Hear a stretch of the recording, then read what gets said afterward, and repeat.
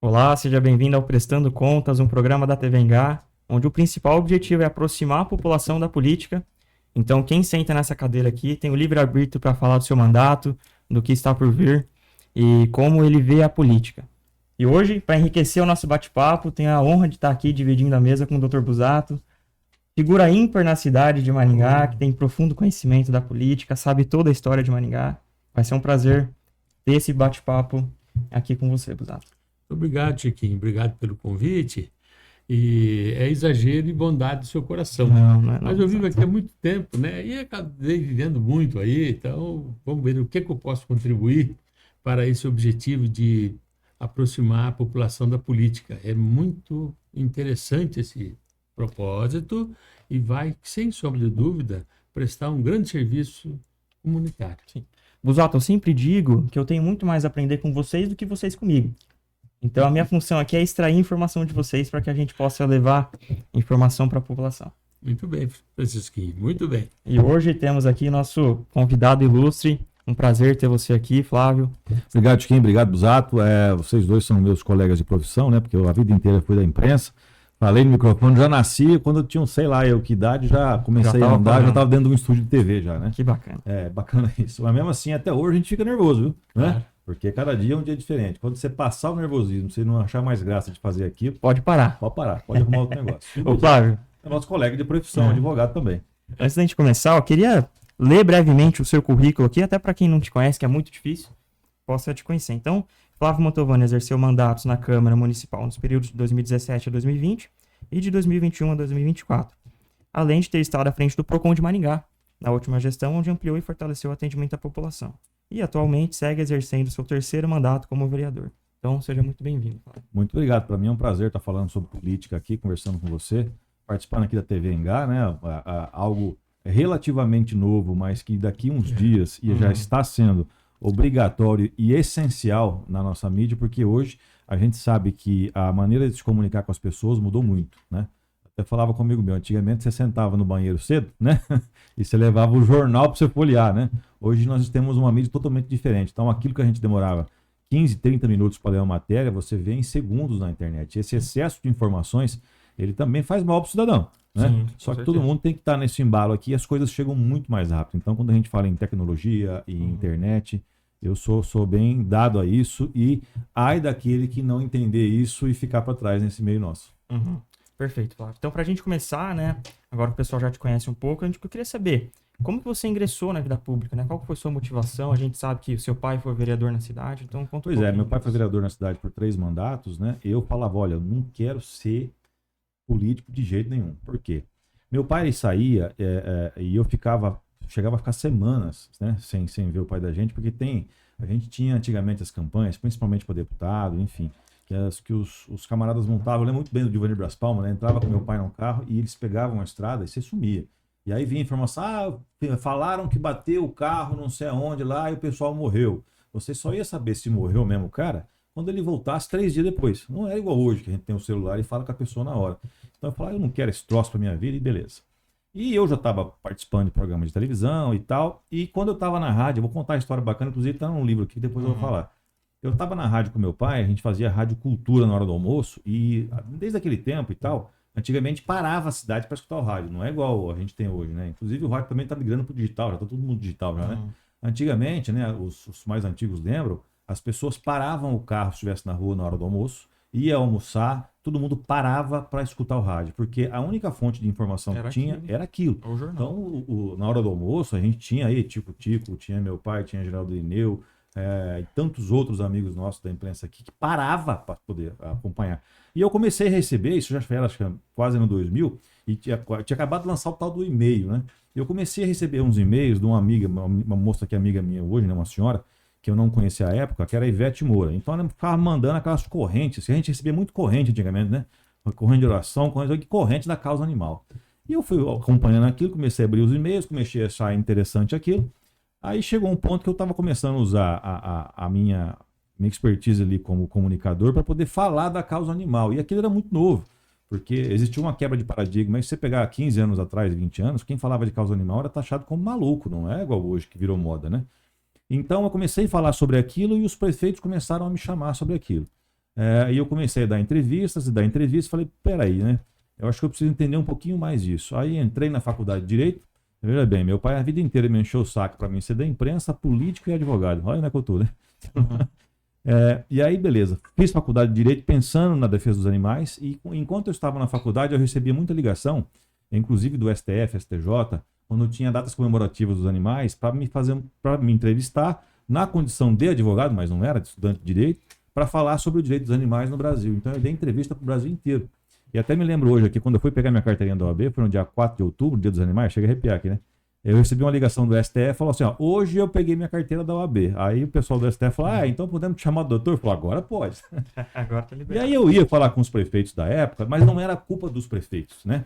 Eu falava, prefeito, tem um prefeito do passado, que eu não quero citar o nome, demorou para me atender e tal. Eu falei, prefeito, tem que ter programa de castração na cidade, tem que ter não sei o quê. E expliquei para ele, ele falou, o que eu tenho a ver com isso? O que a prefeitura tem a ver com os bichos de rua? Eles não faziam essa associação de que aquilo é algo que deve ser cuidado pelo poder público, né? E aquele prefeito fala, puxa vida, eu falei, acho que o erro é meu, porque eu não estou sabendo explicar para o prefeito e o prefeito não está sabendo entender. E tempo foi passando e a coisa não foi acontecendo. Falei, quer saber? Será que eu saio candidato? Recebi uma ligação de um cara que é o Alex Canziani, foi deputado. Falei, você não quer sair a candidata federal? Eu sei R$1 no bolso, né? Falei, sei lá, né? Vou fazer para eleger os outros, né? Aí eu estava em casa e pensei, rapaz, se eu saio candidato, eu não tenho dinheiro, mas pelo menos eu vou ter papel para mim falar da causa animal e eu vou falar da causa animal em todas as TVs de graça do estado inteiro. Eu falei, eu vou sair. Saí a primeira vez, fiz 4.300 votos. Na próxima eleição, fiz 13 mil e alguma coisa. Aí chegou a eleição de vereador, falei, eu vou sair, ganhei com quase 6 mil votos, né? Foi o segundo mais votado. Isso em que ano? Isso foi em 2016. Na eleição seguinte, eu saí, duas para frente, saí para deputado, fiz 24.500. Depois voltei como vereador e mais votado. Depois foi para deputado de novo e agora como vereador fiz mais de 5 mil votos. Ou seja, deu certo essa coisa aqui, né? Uhum. Então a gente tem essa trajetória política e eu não entrei na política, eu sou muito realista. As pessoas que são políticos aí falam muito da causa animal. Eu falo da causa animal e de outras coisas. Eu nunca chegava, quando era pequeno, eu já amava os cachorros e chorava. Não, eu não dava nem bola para esse troço, né?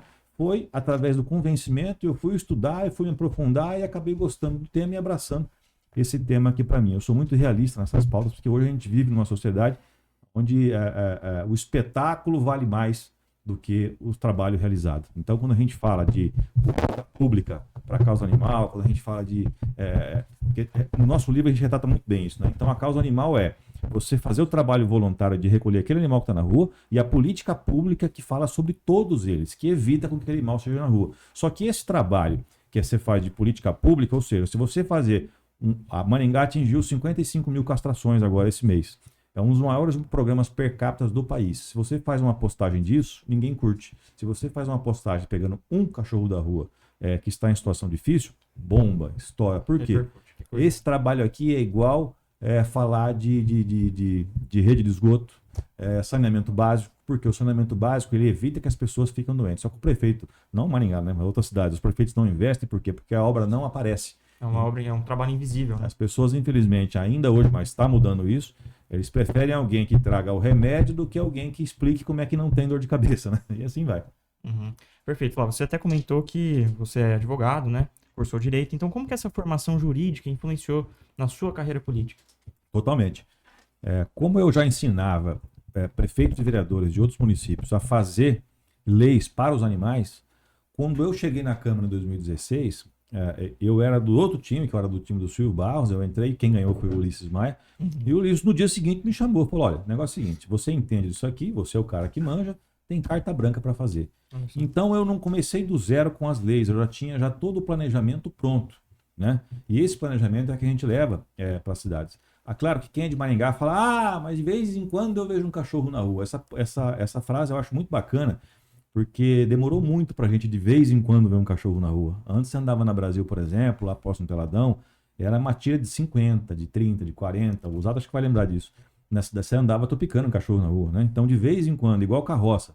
Às vezes eu falo, mas não acabamos com as carroças em Maringá e tal, tinha quase 700 carroças. Mas de vez em quando eu vejo uma. Pô, você não sabe o trabalho que deu pra de vez em quando ver uma, né? Aí a gente chegou, fiz mais de 100 leis e ações para causa animal, pioneiro no todo o país, tem... lei de maus tratos nossa foi replicada em mais de 150 cidades. Então, todo dia eu recebo convite de cidades a maioria do Rio Grande do Sul, Minas Gerais, enfim, o Paraná também bastante. Então a gente dá assessoria para o Brasil inteiro, não cobra um centavo. Por quê? Porque eu acho que se todo mundo fizer a mesma coisa, vai dar certo. Uhum. Perfeito. O que você pode contribuir, Busato, com a gente? O Chiquinho e Mantovani. Na realidade, o que eu posso referir aqui é o seguinte: nesses últimos anos que você vem tratando do assunto, na realidade, nós experimentamos um avanço na civilização, porque efetivamente o tratamento que se dispensa aos animais, depois ele se reflete no tratamento humano, com toda certeza, né? Então, eu acho que registrar que realmente hoje não se vê mais quase, né, animal abandonado na rua, muito pouco. Ainda tem, assim como em qualquer país, né? Graças a Deus está muito diminuto, né? E mudou muitíssimo, né, o enfoque que as pessoas no dia a dia dá para a causa animal. É verdade. Mudou muito. E a quebra de paradigma, né, Busato? Você que é um grande estudante do direito, é interessante falar, tem até uma linha de raciocínio que eu pego do Anderson Furlan, que é juiz federal, que é um parceiraço meu. Ele fala o seguinte: se você voltar 15 anos no tempo, por exemplo, os animais não eram sujeito de direito. Ou seja, não tinha nada, o povo xingava, virava um inferno. Se você voltar menos de 30 anos no tempo, o meio ambiente não era sujeito de direito. Porque só em 98 que saiu a Lei de Crimes Ambientais, que é a 9.605, e dali para trás não tinha. Já parou para pensar um troço desse? Há 30 anos atrás? É muito recente. Se você voltar isso a 90 anos no tempo, as mulheres, por exemplo, elas não tinham direito a voto. A mulher apanhava do marido, chegava na delegacia, capaz de levar outro pau ainda, né? Então não tinha lei, porque não eram sujeitas de direito. Se você voltar mais, 200 anos, escravidão, hoje é impensável. Naquele tempo, era. Então, ou seja, houve uma quebra de paradigma. Há 500 anos atrás, quando o índio chegou aqui, eles matavam o índio com espada. Por quê? Porque não era católico. Se não era católico, não era sujeito de direito. Então, essa mudança comportamental das pessoas é muito importante. Então, eu sempre falo para as pessoas, se alguém chama você de louco por alguma coisa, você tem que bater o pé e continuar firme. Se as pessoas que cuidavam dos animais, que eram tratados como a doida do gato, ou o maluco que gosta de cachorro, tivessem desistido, não tinha mudado. Se você voltar um pouco mais aí, não tem uns ecochatos que falavam antes, esses ecochatos aí, tinha que bater nesses caras. Hoje a gente entende que os caras tinham razão. Então, quando você tem uns malucos durante a história que pensa diferente e continua puxando e vão pro pau com aquele assunto, ele muda a sociedade e muda o mundo. Então, muito cuidado quando você acha que os malucos estão errados, porque às vezes não. Esse é o recado que fica, né? Muitas vezes tá certo você ser louco. Como é que fala? O ser humano vai às cambalhotas, né? De todo jeito. Sim. Entendeu? Perfeito. Ô, Flávio, então agora que a gente já conheceu um pouquinho da sua trajetória, né? Como você ingressou na política, vamos entrar agora realmente nas ações do seu mandato, né? Dos seus mandatos. Quais projetos ou ações que você fez até agora que você acha que realmente foram importantes e marcaram a sua trajetória? Eu sempre falo desde as carroças, né? Então, eu tenho um projeto para... As pessoas falam, mas o cara só fala de cachorro, né? Quem fala de cachorro fala de outras coisas. Eu sou o vereador que mais tem lei na área do consumidor, porque é a minha área também, né? Uhum. Consumidor, na área da saúde. Enfim, vou dar um exemplo aqui, a área da saúde. Quem trata hoje na cidade de Maringá a carteirinha que fala de espondilite anquilosante para ter preferência nas filas é lei nossa. Espondilite, você tem uma ideia, quando a pessoa começa a fundir os ossos, uma dor terrível, o cara tá na fila do mercado, se você olha para a pessoa, não entende que a pessoa está em sofrimento. Enfim, é lei nossa. Carteirinha para síndrome de Down é lei nossa. Surdez unilateral, visão monocular, me ajuda aí, cabelo, né? Fibromialgia, que atinge aí quase 5% das pessoas, que as pessoas não entendem também, é uma dor terrível. Então, a lei que fala do prontuário médico, que antes você ir no hospital pegar prontuário médico e exames complementares, por exemplo, o Zato vai no médico lá, não gostou do médico, eu vou trocar. O cara nem queria entregar o exame velho, ele tinha que fazer outro. Então, essa lei também é nossa. Enfim, se eu for elencar aqui, vai ter muita coisa. Agora, do consumidor eu adoro, né? Da causa animal, então, nem se fala. Falar em causa animal, a gente tem que voltar para esse caso das carroças, que eu acho de extrema importância, porque a gente tinha emplacadas, com placa em Maringá, 652 carroças. E quando a gente botou essa ideia de acabar com carroça, eu tinha feito abaixo-assinado, já tinha feito um regaço na internet já. Mas quando eu assumi o mandato, foi a primeira lei que eu quis colocar. Por quê? 652 emplacadas. Fora as que estavam irregulares, tinham mais de 1.000 carroças. Busato lembra desse tempo. Todas, exatamente todas, conduzidas por crianças, se envolvendo com crimes no centro, cheirando cola, mexendo com prostituição, volta e meia furtando residência. Todo o lixo que hoje tem as caçambas que recolhem nas casas os entulhos, todas Não tinha caçamba. A caçamba era o carroceiro. O cara ligava pro carroceiro, pegava o entulho, ele ia no fundo de vale e jogava. Caiu no fundo de vale, ia pro curso d'água, que entrava no lençol freático, e você bebia o veneno na sua casa por conta disso. Fora que os cavalos agonizavam na cidade, alguém ia lá e batia na pata do cavalo com o carro. Aí o cavalo caiu no chão. Como não tinha atendimento naquela época, ficava o dia inteiro até a noite o cavalo agonizando. E a gente entende hoje que cavalo, desculpa de eu falar aqui se alguém vai achar ruim comigo, cavalo é coisa de rico, né? As pessoas mais humildes não tem como andar com cavalo dentro de uma cidade, porque se um carro bater na pata do seu cavalo ou acontecer alguma coisa, você olhou para o veterinário, é 5 mil, 10 mil reais. Aí acontece o quê? Quem que vai pagar isso? Não tem jeito, né? Então hoje você voltou, essas crianças voltaram para a escola, que é muita criança, quase 700 crianças. Você tem os pais de família que entraram no mercado de trabalho. E o momento mais emblemático para mim de tudo isso é que as pessoas me xingavam muito, dizendo que eu estava acabando com aquelas famílias, com aquelas pessoas, que a criança era bom trabalhar mesmo, porque no tempo do vô dela, o vô tinha 5 anos de idade e trabalhava o dia inteiro, não estudava, e assim é que é bom, porque não existia uma quebra de paradigma. Depois de tudo isso, lá pro final, quem batia muito em mim era o Pinga Fogo, que é amigão meu pessoal, né? Aliás, o filho do Pinga Fogo, o Juliano, e a equipe dele. Aí chegou um dia, o Juliano me chamou lá e falou: o negócio é o seguinte, primeiro ele fez uma entrevista, aí foi falar com os ex-carroceiros. Ah, por causa daquele vereador sem vergonha lá, eu tive que comprar uma moto, eu e meu parceiro aqui. Ah, por causa daquele cara, você tá vendo? Teve que botar as crianças na escola, eu tive que ir na cooperativa e me filiar à cooperativa.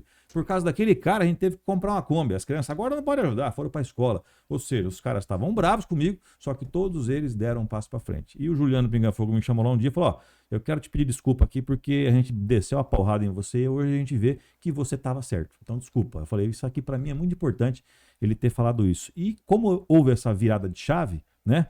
Você vê, foi pouco tempo, foi 5 anos, foi 2017 que aconteceu isso. Se você perguntar para qualquer pessoa na rua, você não vai achar de jeito nenhum uma pessoa que fale, não, eu gostaria que voltasse carroça para a rua ou aquele modelo que tinha no trânsito era correto. Não existe. Então, virou a chavinha, virou a quebra de paradigma. Hoje, outros municípios estão fazendo também, mas estão se batendo, que não sabem como é que faz, enfim. Então, a gente é pioneiro em muita coisa importante aqui. Uhum. Perfeito. Muito bom. Assim como a carroça foi um projeto que Maringá aderiu muito bem, na sua consideração, teve algum projeto, alguma ideia que você exerceu, mas que você acha que a população não deu a importância devida ou que o poder público não acatou? Algum projeto que não teve a relevância que você gostaria? Tem bastante. Conta pra gente. Tem bastante. Tem alguns projetos aí que eu gostaria que fossem à frente. Por exemplo, tem projetos que morreram já na sua casca. Eu vou dar uma ideia bem besta pra você aí. Há algum tempo atrás, as escolas vão na Câmara Municipal visitar os vereadores. Eu gosto muito de conversar com a moçada. Perfeito. Falei, pessoal, eu vou fazer diferente aqui. Eu vou abrir o meu sistema aqui. Vocês pensam aí, eu vou abrir o meu sistema com a minha senha. E eu quero que vocês aqui da molecada, vocês bolem um projeto de lei. E eu vou fazer o projeto de lei e vocês vão acompanhar desde o primeiro momento que nasce o projeto até a aprovação dele. Beleza. Aí uma menina falou, olha, eu tô com uma ideia. Essa menina era uma japonesinha. Ela falou assim, ó, eu vivi no Japão e lá é diferente daqui. Aqui a gente acaba de fazer o dia de aula e a gente levanta e vai embora. No Japão não. O lixo que a gente jogou no chão, o papel amassado, arrumar a carteira, colocar a cadeira debaixo da carteira, é normal que as pessoas, as crianças façam isso. Será que a gente pode fazer uma lei? Eu falei, podemos fazer uma lei. Protocolei a lei, mas foi no dia seguinte. Os programas de TV começaram a divulgar, os pais se revoltaram, fizeram um regaço, me xingaram na imprensa, aonde já se viu meu filho ter que pegar o papel que está no chão e arrumar a carteira dele, sendo que tem um funcionário da prefeitura para fazer. Aquele momento eu falei, azedou a marmita, olha onde é que nós estamos pisando. E o projeto não saiu. É um exemplo. Já viu isso, Busa? Dá para entender. Realmente, e olha, você vê que salto de civilização que constituiria se aplicasse, né, essa regra aqui na China. Né? É verdade. Né? A diferença entre o sentir do dia a dia lá do Japão e o nosso é um desastre. Né? Quanto nós poderíamos estar à frente, né, do nosso sistema de vida se nós aplicássemos a simples regra. Né? Você faz, você corrige. Não tem problema. Pode fazer, desde que você atenda as consequências. Parece que vai cair o braço, por acaso? Não vai, pelo amor de Deus, o trabalho dignifica, não importa qual seja. Né? Sim. Essas mudanças de comportamento são os projetos que mais dão confusão. E você tem ideia de retomar a discussão desse projeto? Eu até acho, Busato, que hoje dá até para pensar nisso sem apanhar tanto. Eu acho que é possível. né? Ou talvez planejar uma maneira diferente de fazer a proposição, de apresentar, né? Pois é. Hoje a gente tem que ter um problema hoje muito sério, que é a polarização política. A polarização política, ela é algo que está estragando, ela está apodrecendo a nossa política. As pessoas não querem mais saber daquela lei que dá resultado. Elas querem saber daquela lei que afeta o lado contrário. Ponto. E a gente está num ponto tão triste da política, porque quem é de extrema direita blinda a extrema direita, e independentemente de qualquer erro que os caras de direita fizerem, ele vai falar que o cara tá certo, e independente do que, ele vai falar que o cara de esquerda tá errado. O extremista de esquerda, que é o que começou com isso aí tudo lá atrás, é a mesma coisa. Ele pode ser o erro mais fatal que o cara da extrema esquerda cometa, para eles não tem problema. Se afetar a direita, para eles tá bom. E quando a população assume essas duas posturas de blindar os dois lados, ele dá o recado que eu não quero nada que funcione, eu quero algo que vá de acordo com aquilo que eu penso e o resto é que se exploda. E aquele meio que está ali, que é um pouco para lá e um pouco para cá, tenta segurar o piano e duas partes tentando arrebentar. Então hoje a política é complicado. São projetos que são apresentados. Eu fui presidente da CCJ desde quando eu entrei no mandato até anteontem que foi trocado o presidente, né? Então a gente entende, tem projetos que às vezes o vereador sabe que não vai dar certo, sabe que é inconstitucional, mas ele protocola aquele projeto, por mais que absurdo que seja, porque vai agradar aquela base eleitoral. Então, a gente não tinha isso há 15 anos atrás, há 20 anos atrás, e hoje nós vivemos essa realidade. Então, pouco importa aquilo que dá resultado, muito importa aquilo que me convém dentro daquilo que eu acredito para ferrar meu adversário. Então, tá difícil hoje. E isso é muito ruim para a população, né? A população que acaba sentindo com isso, né, Busato? É para a civilização, é ruim, né? Exatamente. Civilização. É que realmente, no passar dos anos aí, o pessoal parou de prestar atenção, né? Então, eles falam em política, mas confunde com o quê? Com eleição. Não tem nada a coisa a ver com política. É política. Eleição. E eleição é eleição, né? Agora, realmente, essas ideias, como você falou, Mantovani, caramba, né? Demanda coragem, eu reconheço isso. E também tem que fazer a apreciação eleitoreira, né? Muito bem, eu vou fazer isso aqui pela civilização. Senão você não ganha eleição também, né? É política, né? Mas também compreendo o brocardo que existe, que a primeira obrigação do político, entre aspas, seria continuar político, né? Então, tem muita coisa aí, né? É muito delicado o assunto, mas realmente seria um assunto interessantíssimo, né? Digno de uma civilização consciente discutir esse tipo de questão. Eu até puxei da minha bolsa aqui uma corrente aqui. Eu tenho 2 minutinhos para falar disso aqui, não? Com certeza. Eu quando eu vou em algumas cidades, eu vou falar de causa animal, consumidor, qualquer outro tema, eu levo uma correntinha dela. Antes eu tinha uma corrente de ferro mesmo, sabe? Só que era muito pesada, eu arrumei essa daqui, que eu nem sei que material que é, eu acho, não sei se, né? É um madeirite. Uma juta aí, sei lá. Eu falo para as pessoas o seguinte: Maringá, por exemplo, ela é a melhor cidade do Brasil para se viver, por hora, não sei até quando vai continuar assim, porque acabou a eleição, morre a briga. Pelo menos era assim até esses dias, né, Zé? Então, o que acontece? Maringá, ela não é excelente em nada. Maringá é boa em tudo. O que isso quer dizer? A nossa sociedade, o meu mandato, por exemplo, eu falo sempre isso, por isso que eu não gosto de extremismo, porque eu penso como um todo, eu falo para as pessoas, pessoal, vamos fazer uma ideia nós aqui, vamos pegar uma corrente, né?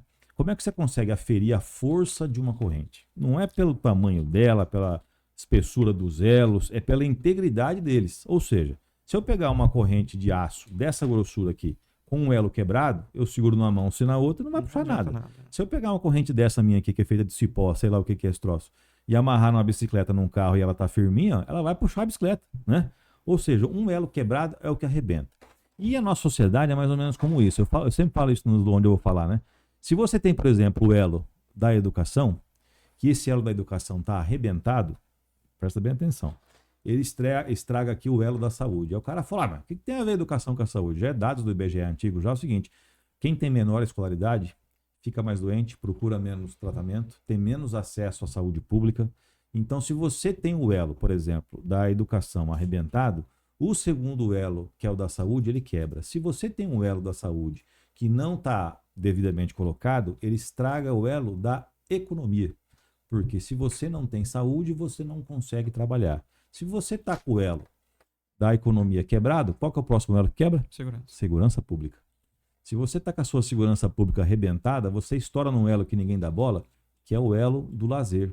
Porque quem não tem segurança pública não sai de casa. Quem trabalha 24 horas acontece o quê? Fica doente. Aí vira um ciclo. Vira um ciclo. Vou dar um exemplo aqui. Há muitos anos atrás, isso antes da pandemia, o Rio de Janeiro entrou nessa barca aí de extremismo. Não sei se você vai lembrar disso. E aí começou. Focaram só em segurança pública. Os professores não recebiam, não tinha mais aposentadoria, moeram o dinheiro, a saúde pública entrou em colapso, só estava atendendo pessoas na rua, debaixo de barraca, e não era pandemia, era antes, tá? Debaixo de barraca, o crime organizado tomou conta. Por quê? Pensaram numa coisa só. Não funciona. Do mesmo jeito que a castração é mais certo do que você construir abrigo, porque é mais barato e funciona, fazer escola dá menos gente na cadeia. Tem mais postos de trabalho, diminui a criminalidade. Aí eu falo para as pessoas, mas você está enganado. O marginal ele já nasce marginalizado. Não, é verdade. Se você pegar duas crianças hoje, nascidas, por exemplo, numa área de alta periculosidade, numa favela, você pega essas duas crianças aqui, acabou de nascer, e você coloca uma em outra favela que tem criminalidade, e a outra você dá lá para o Roberto Justus tomar conta, qual que é a probabilidade dessa criança que está vivendo na criminalidade se tornar um criminoso? É muito alta, porque é a realidade que ele está vendo, o outro já não está vendo. Ou seja, não existe essa do que o cara já nasce ruim, entendeu? É o meio em que ele se encontra, né? E é por isso que todo o elo da corrente ela tem que ser cuidado. Mas quando eu falo com isso, mas essa conversa sua é de esquerda, você não é de direita? Não, eu sou, né? Eu falo que eu sou centro-direita, mas eu falo das coisas que realmente funcionam. Isso nem sempre é ligado no dia de hoje. Hoje é diferente, né? Tem que matar, tem que não sei o quê. Adianta alguma coisa? Não. É igual eu falava com o delegado essa semana. Eu falei, delegado, como é que vai resolver esses moradores de rua? Ele foi numa reunião, ele ficou brabo, né? Falou, polícia não é médico para tratar doença de usuário de droga. A polícia, ela prende e leva em algum lugar. Tem que fazer o quê? Tratar esses caras, porque não é caso de cadeia. Vai tratar onde? Tem vaga? Não tem. Então o problema já está aqui, não é com a polícia. E começou a falar. E na verdade ele tem razão. Não é um problema de polícia. Tem outras questões envolvidas aqui. A polícia vai lá e prende o cara porque ele está na rua, o cara sai de novo e não se sustenta isso aí. Uhum. Tem que saber o que é que está acontecendo com esse troço, entendeu? Profundo isso aqui, né, Abusado? Mas é o nosso corriqueiro dia a dia, né? As consequências do que foi feito, ou que deixou de ser feito, né? É o ônus terrível do futuro. A imobilidade hoje, né, é o ônus terrível do futuro. E nós precisamos todos começar a pensar, né, no todo. Uhum. Né? Essa que é a verdade. E acho que é isso mesmo que o Flávio falou, né? Independente se é esquerda ou direita, sendo bom para a população, tá valendo. Ô Flávio, então agora que você já falou um pouquinho do seu mandato como vereador, as suas ações, a gente também sabe que você esteve à frente do PROCON, né, na última gestão. Conta pra gente quais foram os avanços, o que você fez durante esse tempo que você esteve à frente do PROCON. Para mim foi uma experiência maravilhosa, né? Eu atuei também já na defesa do consumidor. Antes de ter mandato, por exemplo, teve um período que Maringá ficou 13 dias sem água. Naquele momento lá, eu fui para a imprensa, fiz um piseiro. Lembro até que o Chico colocou matéria, eu tenho guardado até hoje num quadro assim, né? Advogado tenta buscar Sanepar, não sei o que, e tal, bem legal. Nunca mais esqueço disso, hein? Aí tava lá e tal, e eu consegui naquela época lá, eu entrei com 400 ações contra a Sanepar, né? Tudo para defender os consumidores. Hoje, nós perdemos as ações, chegou tudo lá em cima lá, porque o juiz trabalha para o Estado e ele está jogando o próprio Estado, né? Então aí ficou por isso mesmo. Mas enfim. Ele ciscou para dentro. Né? Mas tá bom. Aí a população se lascou, né? Se fosse qualquer outra empresa particular, tinha que pagar dano moral. Não tem prestação de serviço, ponto, acabou, né? Aí, beleza. Consumidor. Como eu gosto muito, fui convidado também para ir para PROCON. Eu falei, quer saber? Eu vou lá passar uma estada no PROCON lá. Então a gente tinha um PROCON que era... hoje eu não sei porque eu não tô mais lá, mas o PROCON era muito passivo. Né? O que é passivo? O PROCON ele ficava na dele. Alguém ia lá, fazia uma denúncia, o PROCON ia e multava. Né? Então ele era um órgão passivo. Então gerava muita multa, o cidadão ia ser atendido no PROCON, a fila, o cara demorava mais do que meia hora na fila do banco, ele ia reclamar no PROCON, e para reclamar demorava 3 horas. Né? Isso não sustentava, não dava certo. Né? Eu falei, peraí, vamos mexer esse negócio. Então, primeira coisa, deram uma ideia pra gente aí, eu bati um papo com a TIM, né? A TIM, a gente fez o primeiro modelo do PROCON Empresas que foi criado aqui. PROCON Empresas nós pegamos a TIM, pegamos a Vivo e mais não sei quem lá, que são os maiores fluxos do PROCON. Aí nós fizemos o quê? Colocamos lá na frente, falou, ó, TIM, você vai mandar um atendente por sua conta, você que vai pagar, e você também, Vivo, vai mandar um atendente por sua conta. Então é o seguinte, quanto vocês pagam de multa por ano aí? Uns 2, 3 milhões cada um. Então tá bom, quanto que custa um estagiário? 1.500 conto. Então primeiro você vai fazer um atendimento, se você não resolver na hora com o freguês, aí ele vai no guichê do Procon e vai abrir um procedimento com você, porque esse processo aqui estava demorando 1 ano para acabar. Resumindo, não tiveram mais multa, a TIM não levou mais multa, a outra companhia telefônica não levou mais multa, eles economizaram os dois juntos lá uns 5 milhões de O reais. Procon economizou também. O Procon economizou com o tempo, Sim. o consumidor que demorava 6 meses, 1 ano para resolver a demanda, teve a demanda resolvida com 15 minutos. Feliz da vida. Feliz da vida, zerou um pouco das filas. Aí falei, beleza. Agora a gente precisa fazer uma pesquisa. Fiz uma pesquisa para saber quantos por cento do maringaense sabe direito do consumidor. Nem metade. E o resto ainda acha que sabe, mas não sabe. Aí tá bom. Idosos. Falei, como é que nós vamos pegar os idosos? Nós temos uma massa de idosos, que você não tem ideia, que os bancos, sem vergonhas, os bancos fazem empréstimo na conta dos idosos, à torta e à direita. Eles já sabem quando o cara vai se aposentar, o limite que o cara tem para pegar, enganam as pessoas e depois fingem que são terceiros agentes de má fé que entrar no banco. Isso acontece muito. E tem um problema muito sério, que é muito triste, porque às vezes o idoso ele não quer mostrar o extrato bancário para o seu familiar, para o seu filho, para a sua esposa, porque ele tem receio que alguém mexa no dinheiro dele. Ele não quer ir no Procon porque ele tem vergonha de falar que ele está sendo passado para trás. E um dia eu falei, quer saber, nós vamos montar o Procon do Povo. Olha o nome, né? Procon do Povo. Até o prefeito na época que eu falou, esse nome é meio esquisito, né? Do Povo, assim, a impressão que é um negócio. Eu falei, mas é assim mesmo. Aí fomos lá pro terminal, toda quarta-feira no terminal. Aí os idosos chegavam no terminal e pegavam no laço. Aí chega uma senhora para mim, e ela falou, Flávio, podemos conversar no canto aqui, né? O pessoal me conhece da televisão e tal. Eu falei, o que tá acontecendo? Falou, tem um banco aí que fez um empréstimo de R$900, de R$300 no meu nome por mês, mas não é meu. Aí eu fui lá no banco para negociar, o banco fez um negócio para mim falando que era bom e a conta aumentou. Porque é assim, né? A pessoa vai lá, sai devendo mais. Eu falei, e agora? Eu ganho aposentadoria, acho que era R$1.300 que ela ganhava, e eu tô devendo, e a parcela tá 900 e pouco, e eu tive que pagar uma conta de luz, e eu não tenho dinheiro para fazer a compra do mês. Só que o meu marido não pode saber, e eu saí para ir no mercado e não tem como comprar, só que o meu marido não pode saber, que eu não quero saber, que ele vai querer brigar comigo porque eu fiz esse negócio do banco aí. O banco enganou a senhora, ela estava passando fome por conta de uma instituição bancária. Então, naquele momento, a gente começou a atender os idosos e eu dei uma multa de 4 milhões e 300 mil reais para um dos bancos. E falei, moçada, vocês têm 30 dias para resolver ou vocês pagam esses 4 contos aqui. Eles resolveram o caso lá de não sei quantas mil pessoas que estavam enroladas. Conseguimos recuperar o crédito das pessoas, dinheiro devolvido. Então, para mim, foi muito gratificante. E algumas coisas também, tem empresas, né? Tem uma empresa de plano de saúde, por exemplo, que ela triplicou o valor daquele. Quando você tem um filho, por exemplo, autista, você vai fazer uma terapia, você tem que pagar aquela contrapartida. Ele triplicou o preço. E tá errado isso aí. Então, as mães foram reclamar e tal. E o que acontece? Foram 17 mães reclamar daquilo lá, né? Aí a gente levantou que no plano tinham 1.900 mães que utilizavam o sistema, mas só 17 reclamaram. Ou seja, a gente entrou com um processo, deu multa, a empresa fala assim, então eu vou pagar a multa sobre os 17 e o resto que não reclamou, deixa o pau torar. As empresas fazem essa conta de perder menos. Não estão nem aí com a paçoca se o cara tá doente ou não. Eu já recebi casos lá, o camarada foi chorando na minha sala porque ele descobriu que tinha câncer num dia, começou a quimioterapia no outro, no segundo dia o plano de saúde foi lá e cortou ele. Aí sabe qual que é a resposta que deram pro cara? Desequilíbrio financeiro. Você não dá mais lucro, não serve mais. Então quando você contrata um plano de saúde CNPJ, é a pior fria que você está fazendo. Porque um dia que você ficar doente e precisar, o cara pode te cortar a qualquer momento. Se é CPF, já não.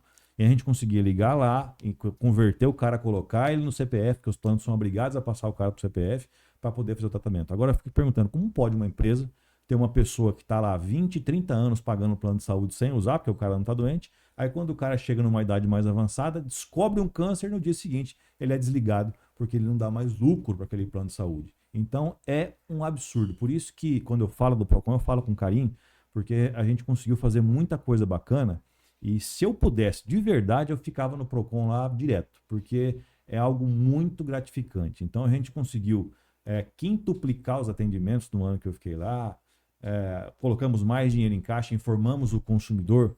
As pessoas, mas você vai gastar dinheiro com mídia para poder informar o consumidor? Tá no CDC, tem que fazer. Então a gente começou a gastar dinheiro com isso. Você tá louco, gastando milhões de mídia para fazer. Falei, calma que você vai ver. A gente pegou, gastou dinheiro com mídia para informar o consumidor, o Procon girou a demanda do Procon, fizemos as empresas grandes pagarem, ou seja, você informou o cidadão e aumentou o caixa daquele órgão. Então, eu sempre falo para as pessoas, eu fico muito feliz com aquilo que o PROCON tem. Inclusive, a gente tem o decreto, né, do PROCON, que é o funcionamento dele, e os PROCONs do estado fizeram uma reunião lá, enfim, para ver qual que era o melhor decreto. De Maringá foi o que serviu de base para outros do estado. Olha só, virou Então, modelo.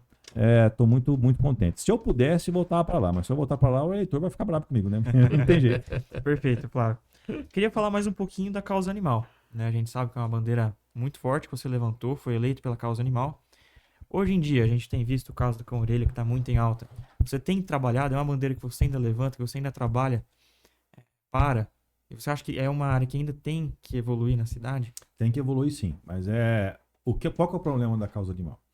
Aqui em Maringá evoluiu muito. Aqui quem é daqui não tem ideia. Vai lá para uma outra cidade vizinha do mesmo tamanho aqui que você vai ver que é um regaço. Aqui não tem, mas aqui quando o cara vê um caso fica doido, né? Acontece.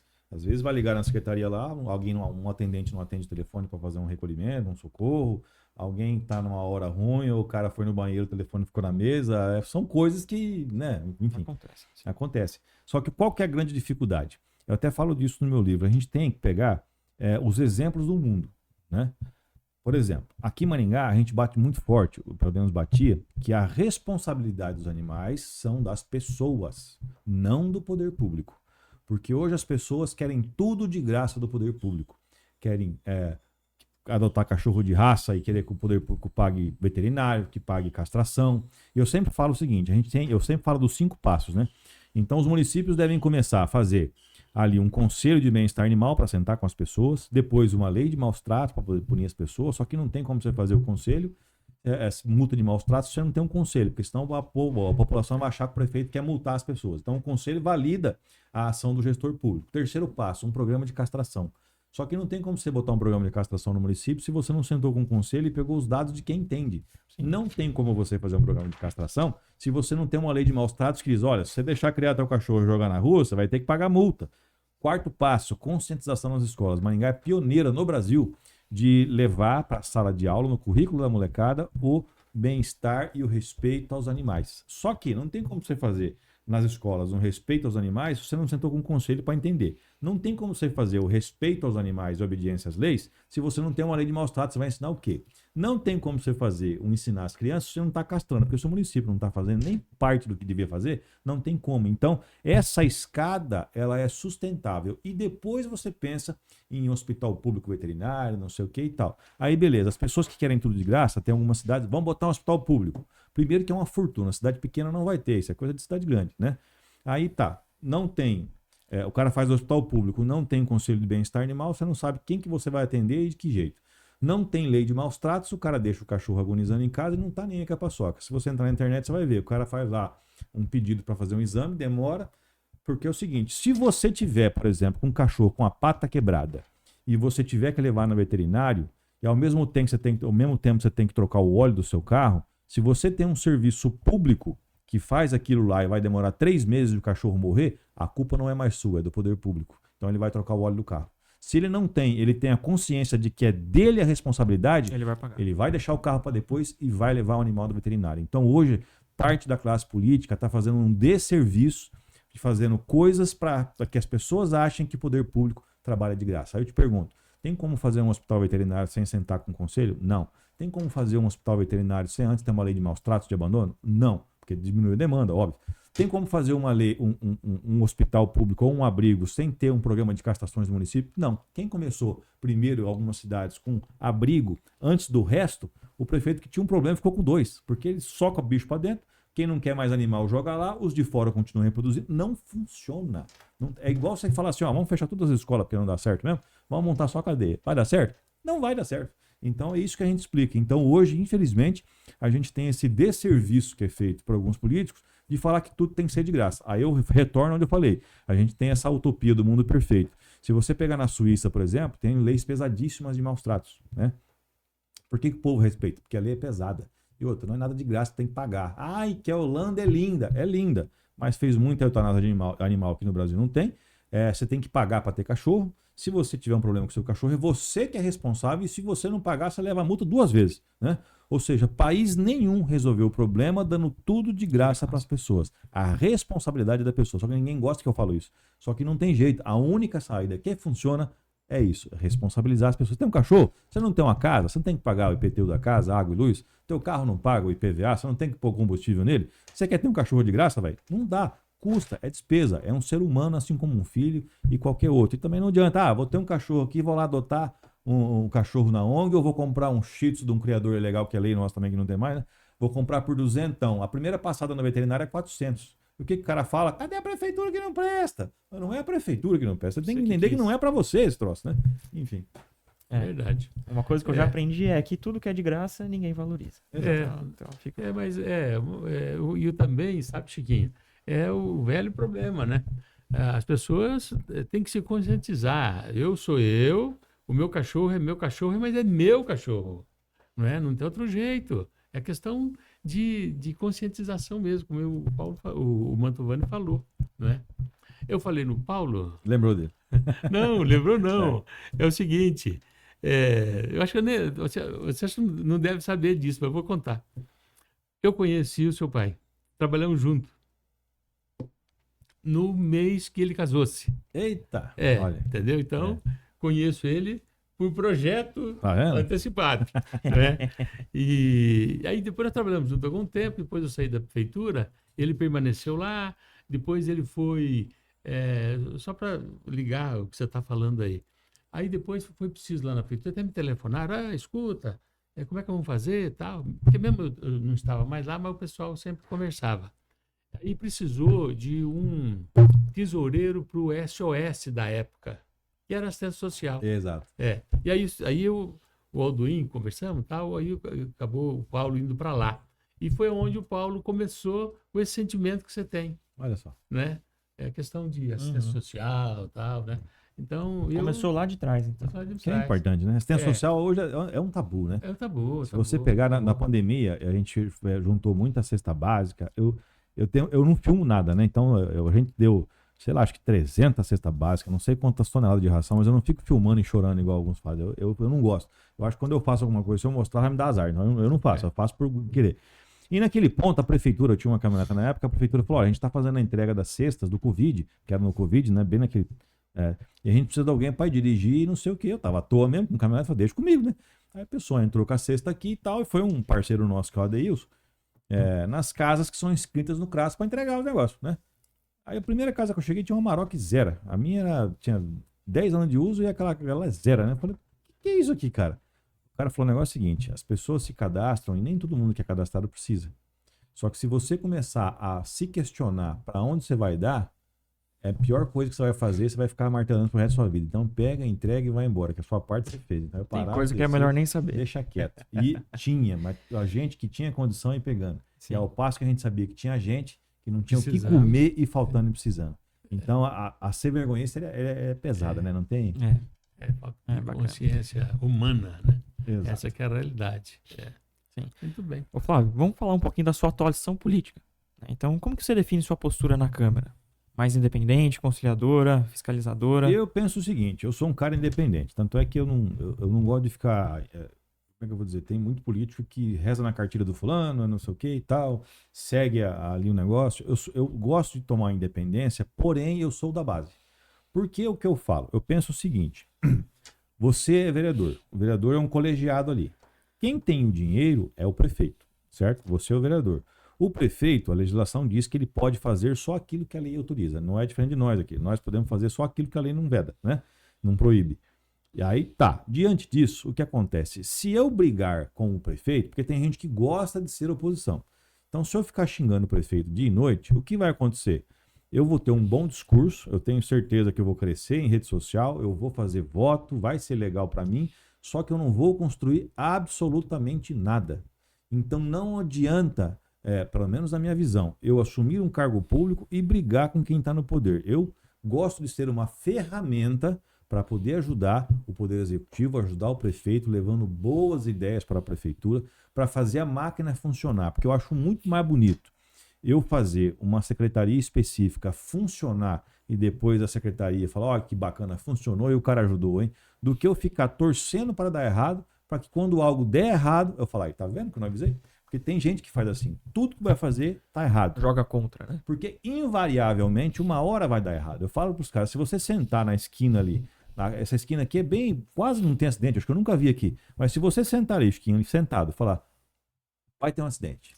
Amanhã você fala, vai ter um acidente. Depois da manhã, uma hora vai ter um acidente. Aí fala, não avisei? O cara é bom pra caramba, hein? O cara sabe das coisas. Mas não é assim que funciona. E o poder público se você faz uma lei, se você embarca no que o executivo está fazendo, se você ficar pensando muito, mas talvez isso vai dar errado lá na frente, por isso que eu sou contra. Mas, pô, talvez vai dar errado. Cadê a coragem? Então, se você não fizer nada, você vai fazer o quê? Se trancar dentro de um balaio em casa e ficar escondido? Então, eu acho que o poder público exige pessoas com coragem. E coragem não é xingar para todo lado, não sei o quê. Claro, xingar também faz parte. Os caras brigam. Eu acho bacana o cara que vai lá, briga, xinga. Só que você tem que chegar com uma solução. Você tem que falar, olha, o que nós vamos resolver para dar certo aqui? Qual que é o planejamento? Então, sempre quando eu vou numa secretaria conversar com alguém, eu gosto de botar o papel na mesa, de rabiscar fluxo, como é que funciona, igual a gente fez com o Procon, né? Eu poderia pegar, por exemplo, nesse exemplo do Procon, que a gente conseguiu aumentar o caixa, informar as pessoas e quintuplicar o atendimento e acabar com o Procon passivo e fazer ele virar ativo do jeito que foi. Eu poderia não ter feito nada disso, pegar o microfone e começar a xingar as empresas igual algumas pessoas estão fazendo na rua aí. Fica xingando a troco do consumidor, arrumando briga atrás de like. Não resolve bulhufa nenhuma, só que faz um H legal. Entendeu? Então eu gosto muito desse trabalho, que é o trabalho de saneamento básico. É o que resolve lá na frente. Uhum. Porque o legal igual no caso da carroça, é que lá na frente, quando o cara fala, puxa vida, o cara tinha razão, hein? Eu adoro quando acontece isso. Muito bacana. Ô, Flávio, qual você considera que foi o seu maior desafio durante o seu mandato? Ou durante todos esses mandatos? Qual foi o maior desafio que você enfrentou dentro da Câmara? Olha, dentro da Câmara daqui não tem... o desafio que tem é que sempre tem algumas pessoas que vão criticar a gente, né? Então, só que com o passar do tempo, você vai ficando. A crítica, ela é muito fácil de você vencer a crítica, né? Porque a crítica é o seguinte, a palavra, ela só te afeta quando você quer, né? E eu me sinto muito afetado, isso me faz um mal danado. E com o tempo você vai aprendendo que não é bem por aí, né? E de repente você tem uma pessoa, você tem que sempre entender, só te xinga quem tá embaixo. O cara que tá para cima não vai. Você nunca vai ter um cara que é milionário te xingando, você nunca vai ter um cara que é famoso, ator da Globo, ou que é PhD, não sei das quantas, um cara top te xingando. É sempre os babaca que tá embaixo. Por quê? Porque o cara quer o teu lugar. E se você aceita a crítica, você tá dando a mão pro cara subir no teu palco. Então isso é difícil para empreender. Eu tô com 47 anos, eu tô começando a entender agora, né? Você tem uma ideia? Então é muito difícil você entender isso. E a política tem muito disso. Hoje o cara pega o cara que tá na frente, e Maringá tem isso. Quem que é o cara da frente? Vou dar um exemplo. Quem tá na frente é o Ricardo Basso, que é o cara mais forte. Beleza, vamos descer o cacete no cara, que essa é a meta. Mas não é porque discorda do que o cara pensa. É o lugar dele. Que é o lugar dele. Que é o lugar dele, quer fazer essa fala porque tem que bater no mais forte. Eu apanhei muito. Na primeira eleição eu estava em primeiro na pesquisa, mas teve gente que fez campanha me xingando, né? Então você tem que aprender a não puxar. E se você puxar o cara pro braço, pro teu palco, igual esses dias, uma pessoa falou muito mal do prefeito, da oposição e tal. Aí o prefeito foi numa reunião e soltou, porque a fulano aqui é nosso arqui-inimigo. Eu falei, você fez errado, entendeu? Não é inimigo de nada, deixa falar, cara, não tem. Você vai puxar pro teu palco para poder fazer? Enfim, sim. Esse é um desafio, bicho, aí. Hoje em dia, e o desafio maior que tem hoje em dia é o seguinte, você fazer um trabalho sério sem falar bobagem e perder voto, ou você loquear, falar aquilo que você não acredita, falar besteira, que é o que os caras querem ouvir para ter voto.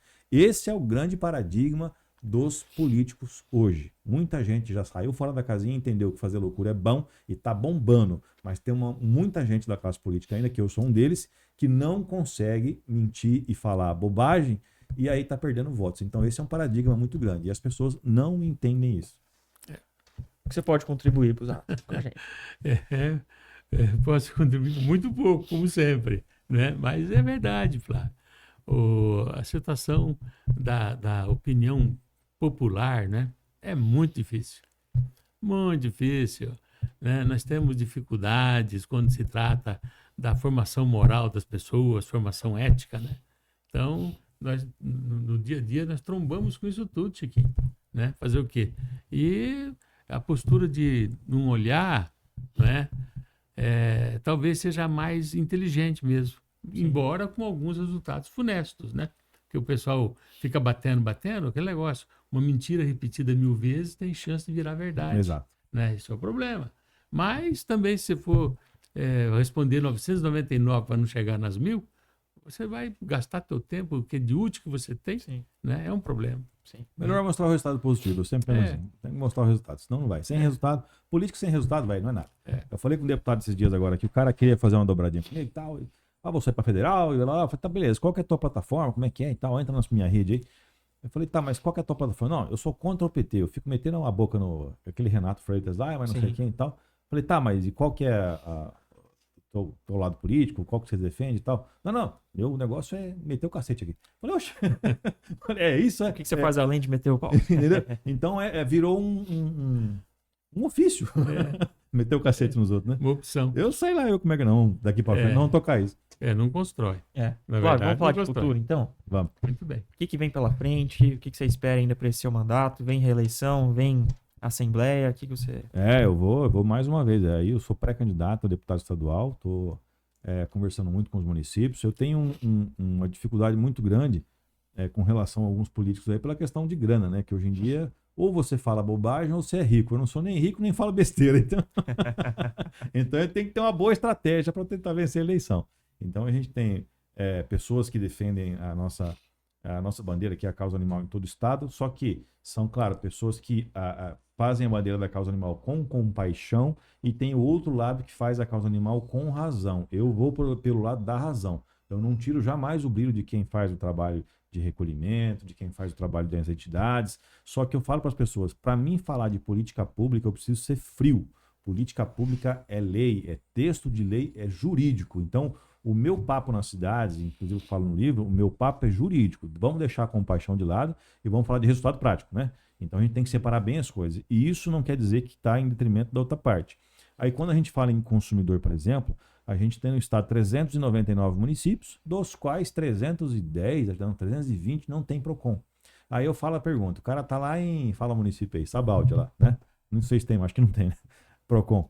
Aí se o cara tem lá uma conta da Vivo, da TIM, um Banco Itaú, um Banco Bradesco, porque hoje é tudo online, e se o cara leva um tombo do banco, ele não tem para onde ir. E se ele vier aqui em Maringá, ele não é atendido, porque não pode, né? E como é que funciona? Só que hoje nós temos um sistema que é o Proconsumidor, que ele é um sistema online. O que daria para fazer? Qual que é a minha proposta?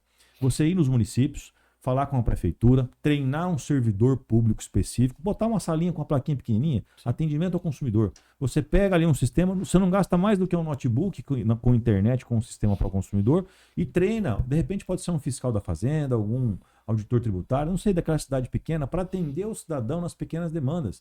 E não é para ferrar o comércio, não, da cidadezinha. É banco que está ferrando as pessoas, empréstimo que ninguém pediu. As pessoas estão pagando conta. Se aqui em Maringá, que é uma cidade grande, tem gente que está devendo e tem vergonha de ir no PROCON, imagina onde nem PROCON não tem.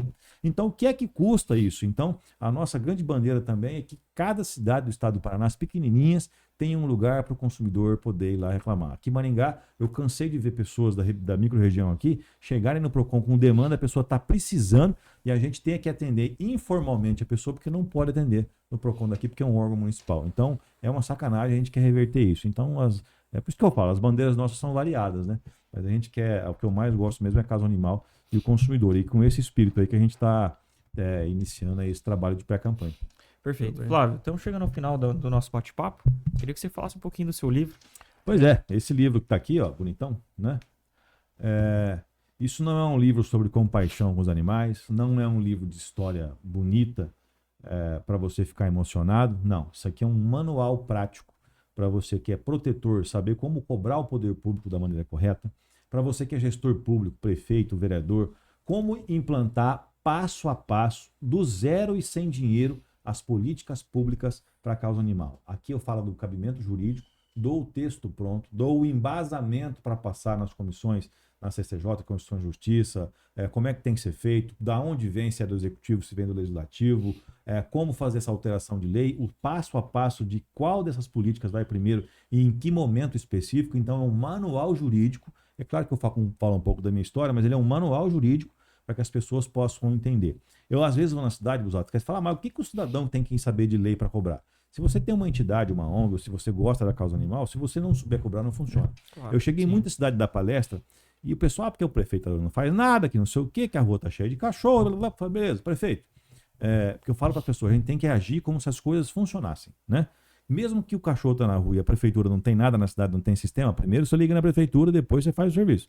Por quê? Eu falava, prefeito, qual que é a demanda aqui? Quantos em 5,6 o senhor tem de ouvidorias de pedido para recolhimento de cachorro de rua tem aqui? E o povo bravo. Fala, não sei, manda chamar o fulano lá. Nenhum. Ou seja, as pessoas xingam a prefeitura, mas não criam a demanda. Então, você veja bem, se você tem uma demanda, poder público assim, já tem a ouvidoria. Se você tem uma demanda que as pessoas jogam na ouvidoria, o poder público é obrigado a se mexer, porque aquilo é oficial, a se mexer e consertar. Agora, se a gente ficar a vida inteira falando que não vai ter, que não funciona, e não acionar o poder público, não vai acontecer nunca. Eu vou dar um caso específico para você aqui. Há muito tempo atrás, houve um caso onde uma moça acabou morrendo, perdeu a vida num terreno vazio, aqui na cidade, há muito tempo atrás. E aí uma pessoa estava com um cachorro e tinha um cara batendo num cão bem grande ali, era um Rottweiler na época, naquele espaço próximo àquele local. Aí eu liguei para a polícia não quis ir. Eu até gravei a conversa, botei na internet na época, eu levei a ameaça, virou um inferno. Nem sei se eu fiz certo ou não. Mas a polícia não foi. Só que toda vez que eu fazia alguma coisa, eu ligava a polícia aí. Naquela noite que eu pedi para a polícia lá ver um cachorro naquele local específico, aquela moça morreu. Eu não estou dizendo que se a polícia fosse lá, ia evitar do crime que aconteceu. Mas poderia ser que sim. Aí de tanto ligar e encher o saco, a polícia acabou indo e acabou entendendo que é atribuição do poder público. Ou seja, as pessoas têm que aprender a como cobrar o poder público e o gestor público aprender. Porque quando se chega na prefeitura, fala, mas prefeito, você tem que fazer políticas públicas para a causa animal. A primeira coisa que o prefeito fala, primeiro, não dá voto. Né? Isso não dá voto. Segundo, nós temos outras prioridades aqui, a gente não dá fazer. E outra, não tem dinheiro. Aí você chega lá, as informações que nós temos aqui, fala, olha, prefeito, os políticos da causa animal estão entre os mais votados de toda a eleição no Brasil inteiro e isso vai continuar. Ponto número 2. Aqui tem um sistema para você começar do zero e sem dinheiro a implantar as políticas públicas para os animais. E é claro, você tem outros assuntos aqui, mas se você consertar outros assuntos, você não vai deixar a causa animal de lado e não é só porque você está ajudando cachorro e gato que você vai deixar de fazer da saúde. Por quê? Porque a sociedade é uma corrente. Então, você com o discurso certo, você consegue convencer o gestor público. E eu recebo ligação do Brasil inteiro das pessoas para poder me ajudar a falar com o prefeito, vereador, explicar. Então, eu quis colocar tudo isso nesse livro aqui, com todas as informações, o passo a passo. Falo como funciona a causa animal, o que é nicho, o que é política pública da população, enfim. Então, é um trabalho muito bacana. Semana que vem já impresso todos os livros aqui, está na mão das pessoas. Tudo bem. Flávio, muito bacana, parabéns pelo trabalho. Estamos chegando ao final do nosso bate-papo. Desde já agradeço a sua presença aqui. Queria que você deixasse uma mensagem, tanto para quem deu o voto de confiança para você, né, em todos os seus mandatos, e também para a população no geral, que acompanha aqui o nosso programa. Pois é, primeiro agradecer os dois aqui pela colher de chá, muito bacana ter participado com vocês aqui. Nem sei por quanto tempo nós falamos aqui, mas enfim. Quase uma hora. Quase uma hora? Quase uma hora. Muito bom, né? E muito obrigado. E é claro que a gente sempre espera que o eleitor possa falar com a gente e apresentar aquilo que o eleitor quer. Tudo aquilo que eu sempre falei, eu nunca falei nada que não era possível ser feito. Eu nunca cheguei em reunião política e fiquei prometendo coisa que é inexequível. Eu sempre tomei muito cuidado para fazer tudo aquilo dentro do meu conhecimento. Então, toda vez que a gente sai candidato a alguma coisa, eu faço questão de chamar as pessoas do nosso meio, as pessoas que são afetadas, e fazer um planejamento do que é que nós vamos fazer. E com muito realismo. Então, quando você age com muito realismo com as pessoas, você tem duas consequências. Ou o cara vai achar que é uma porcaria e vai embora, ou ele vai acreditar em você pela sua autenticidade e vai te acompanhar. Então, a gente tem bastante gente que nos acompanha nesse sentido. Eu fico muito feliz com isso, espero ter honrado aí os votos e falo para as pessoas, nada mais chancela dizer que você fez aquilo que se comprometeu a fazer no mandato do que a sua reeleição. Perfeito. Então a gente ganhou a primeira, a segunda foi mais votado ainda e ganhamos de novo. Então, quer dizer, a população acredita nessa metodologia não fantasiosa de resolver as coisas. Perfeito. Flávio, parabéns pelo trabalho. Dr. Busato, obrigado pela presença. Eu que agradeço. E boa sorte. Obrigado. Pessoal, esse foi mais um Prestando Contas. Espero vocês no próximo. Até mais.